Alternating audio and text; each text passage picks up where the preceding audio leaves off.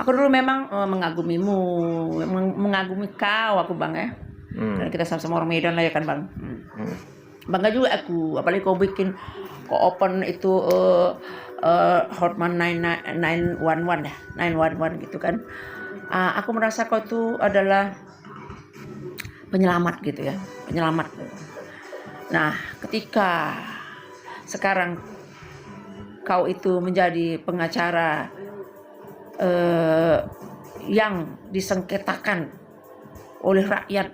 Sebetulnya rakyat itu Bang yang mensengketakan, bukan Pak Anies. Kenapa? Kami ini ingin negara ini betul-betul demokrasi gitu. Demokrasi itu yang jujur, jurdil gitu ya kan. Pada kenyataannya sudah capek lah ya, nggak usah dibilang pun sebetulnya pun tahunya kau itu ya kan. Kasat mata, dan sebenarnya kau pun sudah mengakui kalau pencalonan si Gibran itu cacat hukum, melanggar etika. Kau pun yang bilang itu nepotisme, lupa kau, ada video kau tuh ya kan. Habis itu kau bilang sekarang bukan karena ingin jadi pejabat. Aku pun nggak mungkin, aku yakin kau nggak mungkin mengejar itu. Nggak mungkin kau ingin jadi menteri, nggak mungkin kau ingin jadi komisaris yang seperti dibilang-bilang orang itu. Aku nggak ke situ. Tapi ada something yang hanya kau yang tahu, ya kan? Kenapa kau mau jadi pengacara?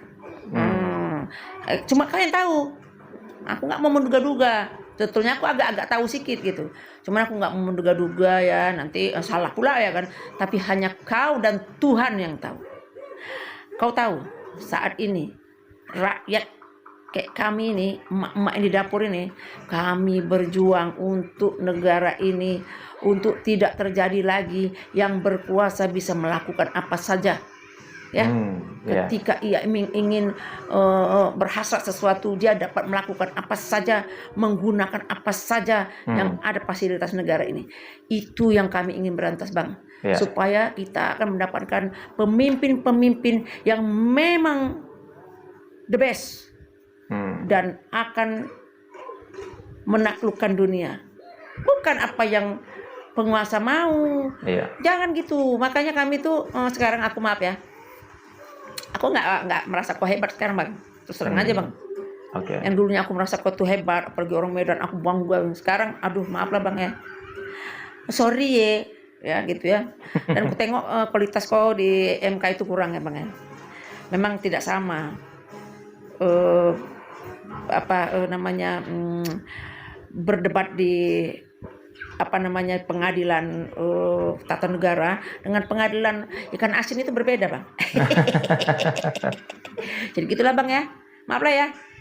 Sekarang aku terus terang aja, terserah kau mau kau anggap emangnya kau siapa. Emang aku bukan siapa-siapa, tapi aku mewakili rakyat-rakyat yang ada di bawah ini. Mungkin banyak yang sama dengan aku. Coba kalian komen, betul tidak? Aku tidak respect lagi denganmu Bang. Kau tidak membela rakyat Indonesia. Itu yang aku tangkap dari apa yang kau lakukan sekarang. Itu Bang, mau lihatnya dah. Nyai untuk kau ya, Hotman Paris Hutapea. Nyai ada lihat sebuah video yang mana di situ si Hotman ini ada mengeluarkan kata-kata bodoh. Kenapa sih baru sekarang komplain, protes? Kenapa? Pertanyaannya, si Hotman ini paham nggak sih proses sengketa Pilpres? Ya, keberadaan manusia ini di 02 malah merugikan 02 loh. Ya, perlu kau tahu ya Hotman Paris, yang kau tuduh bodoh itu 01 atau 03. Perlu kau tahu lagi Hotman Paris, di 01 itu ada mantan ketua MK yang bernama Hamdan Zulfa. Ada mantan ketua KPK yang bernama Bambang Wijayanto.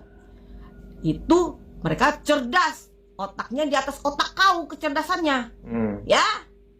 Lalu di 03 ada Prof Mahfud, ada Todung Mulya Lubis, dan mereka pun semua profesional. Ya, mereka tuh orang-orang yang cerdas di negara ini. Mereka berprestasi, sedangkan kau siapa Hotman Paris? Apa prestasi kau? Yang ku tahu selama ini, kau itu, kapasitas otak kau itu hanya menyelesaikan sengketa rumah tangga dan membuat sensasi. Lalu yang lebih hebat lagi dari kau itu adalah sensasi yang sering kau buat itu adalah telanjang-telanjang di kolam renang sama cewek-cewek. Masa orang seperti ini dipakai untuk sidang di MK? Sampai nggak otaknya di sana? Oke. Hah? Ini masalah hukum tata negara loh. Sampai nggak otaknya dia di sana? Oke. Ini 02, hati-hati pakai orang ini. Justru nanti akan merugikan 02 sendiri. Ya, karena modal bacotnya yang asal bunyi itu, sedangkan di 02 itu ada Prof. Yusril, ada Bang Otto Hasibuan, yang mana mereka tuh lebih berkelas cara bicaranya. Kenapa manusia ini yang disorong ke depan? Yang ada merugikan, yang ada mempermalukan. Ya, cobalah lihat cara dia bicara. Nggak dipakai otaknya. Perlu kau tahu tuh Hotman Paris, yang kau lawan itu di 01 dan di 03 nggak sederajat sama kau. Jauh sekali. Nggak sampai otak kau mengurusi sidang di MK. Nggak sampai. Lebih baik kau mundur lah daripada kau bikin ricuh. Oke, jadi teman-teman kita sudah lihat tadi bagaimana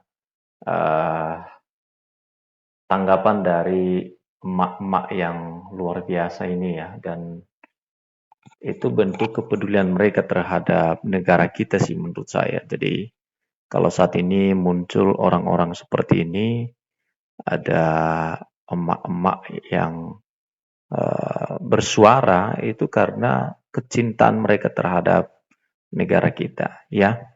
Sidang di Mahkamah Konstitusi mengenai sengketa Pilpres 2024 sudah selesai dan sudah diputuskan.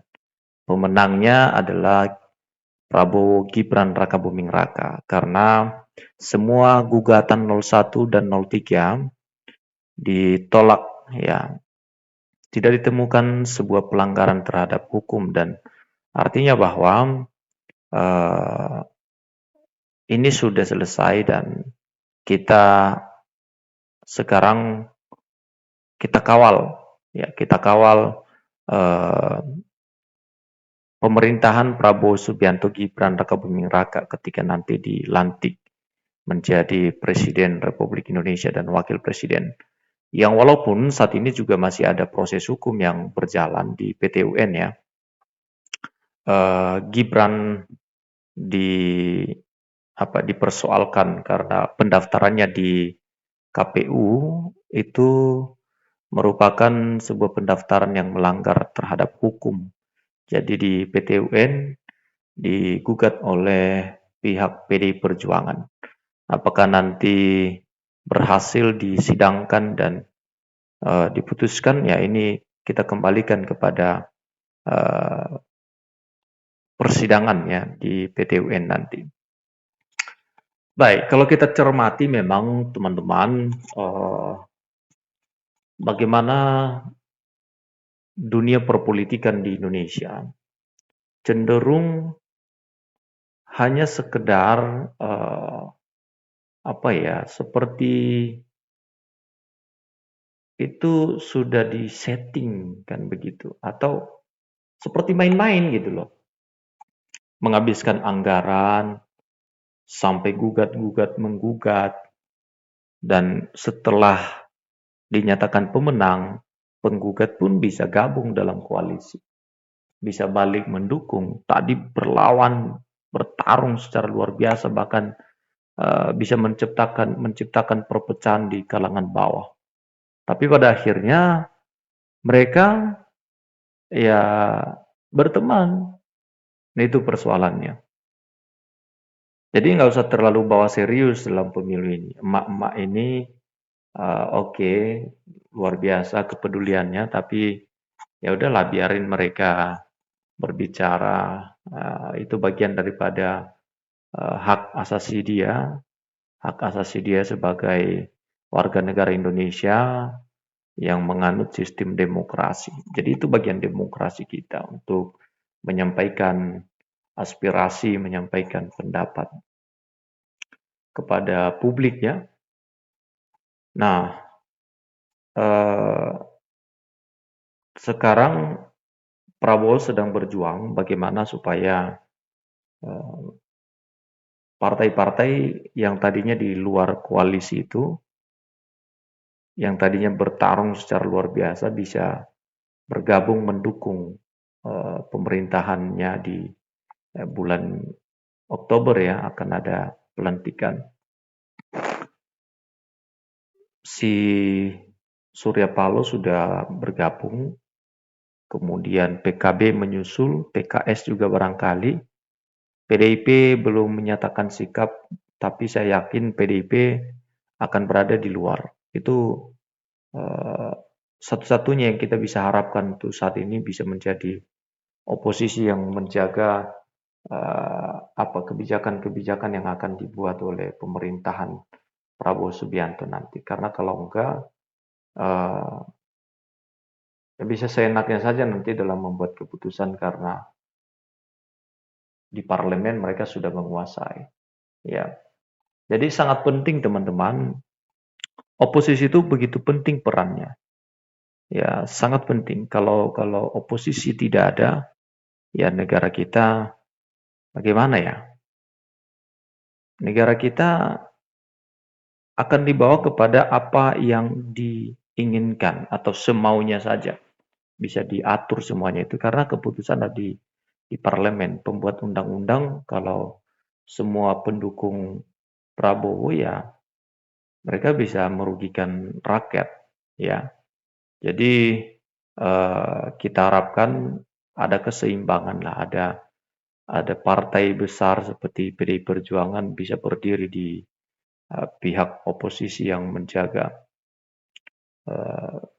pemerintahan Prabowo Subianto Gibran Rakabuming Raka. Ya, itu harapan kita sebagai masyarakat. Tentu keputusan ada di Ibu Megawati Soekarno Putri. Kita siapapun tidak bisa mengintervensi Ibu Megawati. Beliau mempunyai hak prerogatif sebagai seorang ketua partai. Oke, silakan teman-teman tulis komentar Anda di kolom yang ada di bawah ini.